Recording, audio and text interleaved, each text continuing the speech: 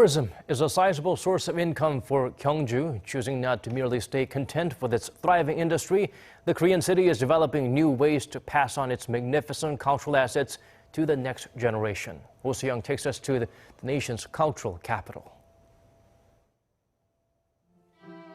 Every year, the city of Gyeongju attracts millions of tourists with its numerous cultural attractions. From traditional hanok houses and elaborate sculptures to magnificent Buddhist temples. A mere 2 hours down from Seoul on the KTX bullet train, the former capital of the Silla Kingdom is known as a museum without walls.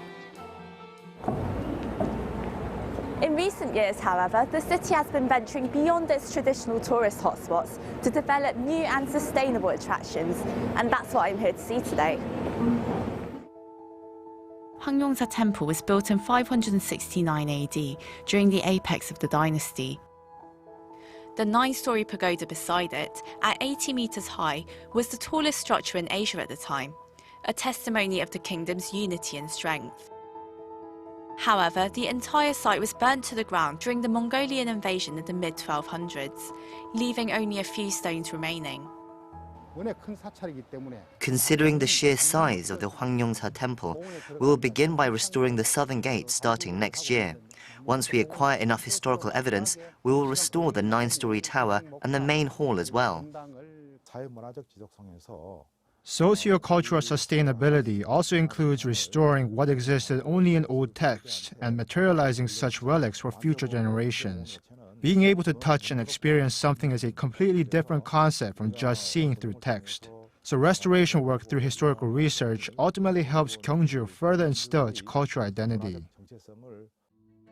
West of the city centre, huge hanok houses made of glass impose their presence. It's a modern-day take on the East Palace and the Gyeongju Pond, where rare plants, birds and animals were raised for the first time in Korea, according to historical records. Inside the botanical gardens, there is a jungle of more than 400 plant types from all over the world. Eccentric flowers and plants from tropical countries put an exotic spin on the otherwise traditional setting.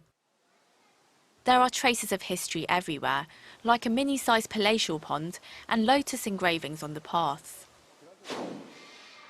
Crossing over to the bird park, you can find more than 200 types of birds, from ducks and parrots to flamingos and toucans. Diverse and authentic cultural experiences bring in more tourists to a region, which spurs local spending and eventually invigorates the local economy. So restoration projects with a modern twist, like Donggungwon in Gyeongju, play a vital role in that sense.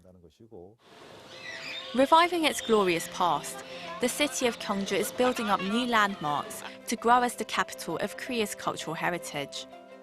Soo-young, Arirang News.